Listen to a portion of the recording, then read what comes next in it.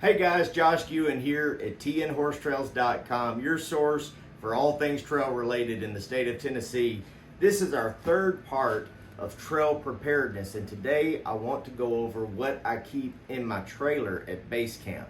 I have 3 packs here, and I actually have a couple other packs for first aid, but these are the main ones. And I'm just going to start off with this one. I'm not going to open it up, but it is a ready-made first aid kit for humans. It has most things that you're going to need for basic first aid. All right, so you can buy these online already made up. It's a great tool to have just because you don't have to go and buy all these multiple things and put them together. So the first thing that I want to go over in my first aid kit that I have put together for humans, and remember, this is at base camp, right? This isn't in your saddlebags. This is back at the trailer. So I'm going to go over some of these things. I have bandages, I have a CPR mask, I have tons of gauze, quick clot impregnated bandages, I have sterile eye wash, saline solution. Let's see, I have a knife. Oh man, too much to go over with this, but I've got just a ton of stuff, and you know, a lot of these things are going to be things that are going to be actual real emergency situations. I mean, I have things all the way into like petroleum gauze for sucking chest wounds.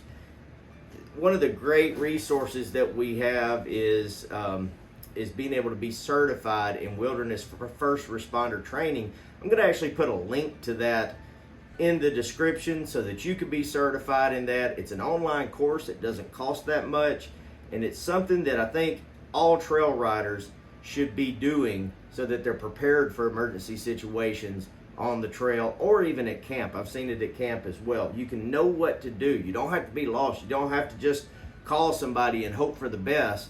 You can be taking care of people while emergency services are on their way.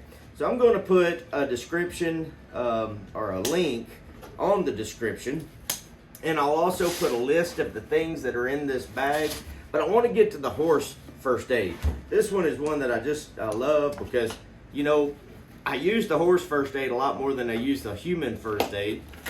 The horses are just notorious for doing silly things sometimes. So one of the things that I have is a twitch. I have a one-man twitch.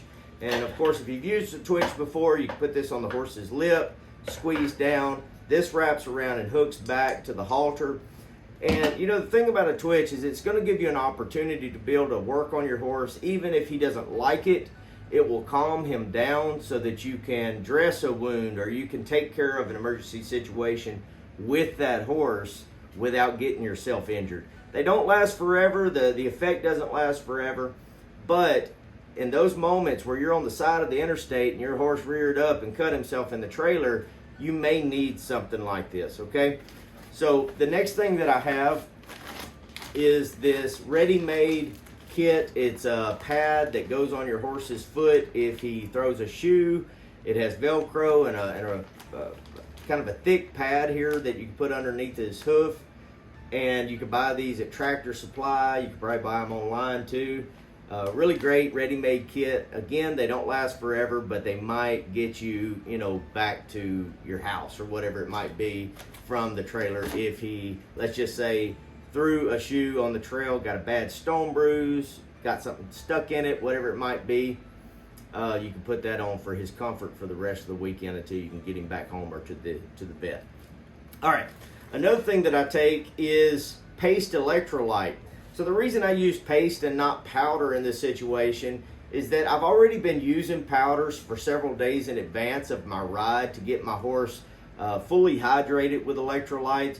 But if I want to continue on when I'm out camping, sometimes it's inconvenient to have to feed your horse and use powder and carry that with you. So you could just shoot this in their mouth, and you can buy this. This is Farnham. You can buy it at Tractor Supply or Co-op. Just to keep them hydrated through your weekend or week-long ride. Now, some of these things you'll have to actually get from your vet, and this is one of them. So this is phenylbutazone paste. Most people call it Bute.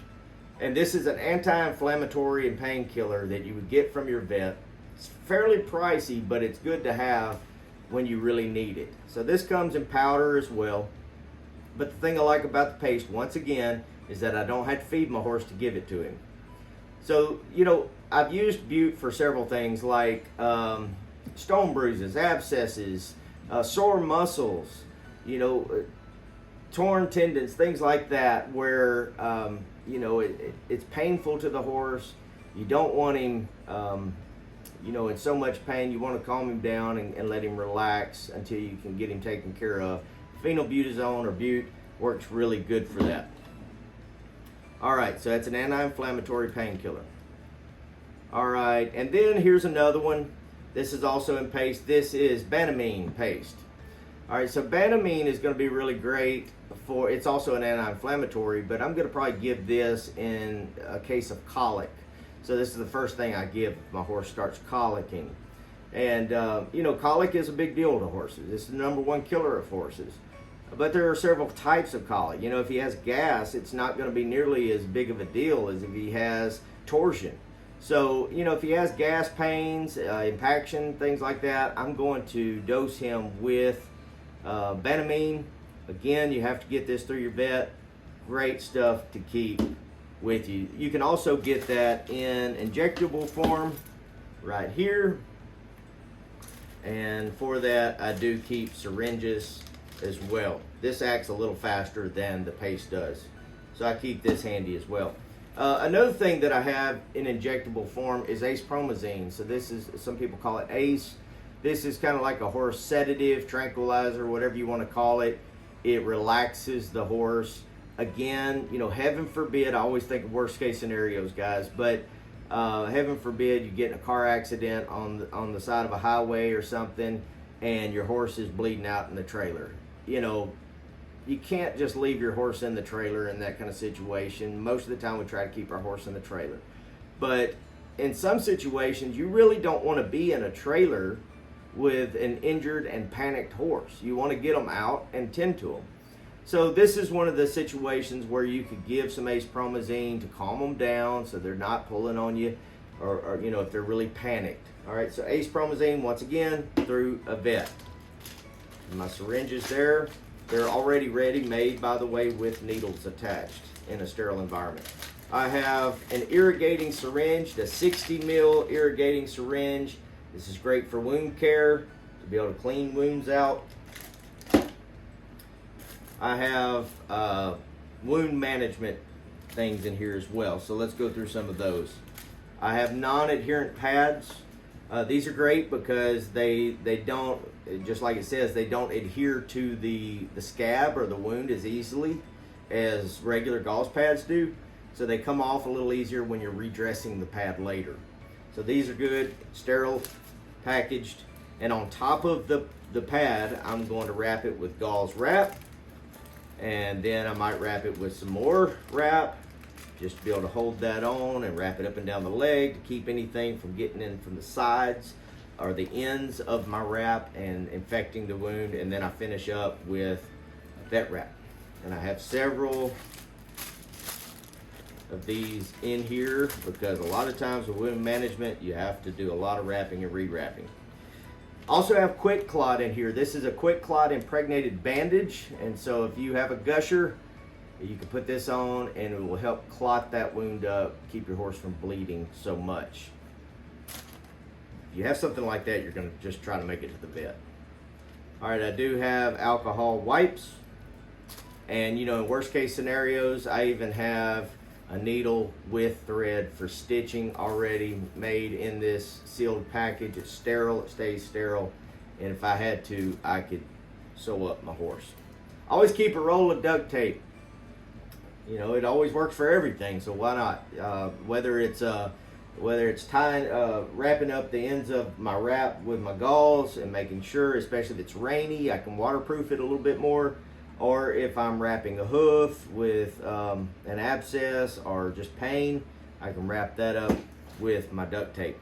I keep a flashlight handy because a flashlight, you know, everything happens at night, and I need to replace my batteries. They're not working. So I actually have some extra batteries in here. Okay, Xerasil. You can use any kind of wound ointment. This is kind of the stuff that a lot of the vets are selling right now. But any kind of wound ointment is fine. I have lubricating jelly here for checking my vitals. Whenever I'm taking a rectal temperature, I'm going to use my rectal thermometer, and I'm going to need to lube that before I use it. All right, I have gloves. I have some rope there, paracord. I have spray. This is just Scarlex, but this is for smaller wounds. I can spray that on there. I also keep kind of like Frontline for horses. I don't remember what the other kind is called, but anyway, so you can drip this on your horse, especially if you're out there riding a lot. It keeps the flies at bay and ticks. All right. I have allergy relief. You can actually give this to your horses as well, Benadryl. You can drop that into their feed in case they get stung by ground bees. That's always a good thing to have, and for yourself as well. I keep a knife in my bag. Okay, so I think that covers everything that is in my horse kit. Let me look over here. Looks like I have more gloves with some gauze wrapped up in that and tied off so that I can block wounds or soak up blood. Okay, so that covers everything in my horse first aid kit for my camper. I got to get my horse back to the camper. I have some things in my day kit and my saddlebag that I'm riding with. I can get them back to camp and then further doctor my horse once I get there. All right, so in the description below, I'm going to put a list of all of these things that are in the horse first aid kit and in the human first aid kit so that you guys can make your own kit. But if you have something in your own kit that you already use that you didn't see today, be sure and comment and let me know what that is. I'm always interested in learning new things. So I hope you guys are doing great. Thanks so much for watching, and remember to check out our website of all of the horse trails in Tennessee. It's called tnhorsetrails.com, and it's a video-based trail directory for the state of Tennessee and even around the state, some of the bordering trails as well. You can actually see the videos that we produce of where you're going to be riding next. So thank you guys for tuning in, and we look forward to showing you our next video. The next one is going to be on what you pack in your trailer. All right, for the truck, for the trailer, what you need in case of emergencies with those mechanical issues. So thanks so much for tuning in. We'll talk to you next time.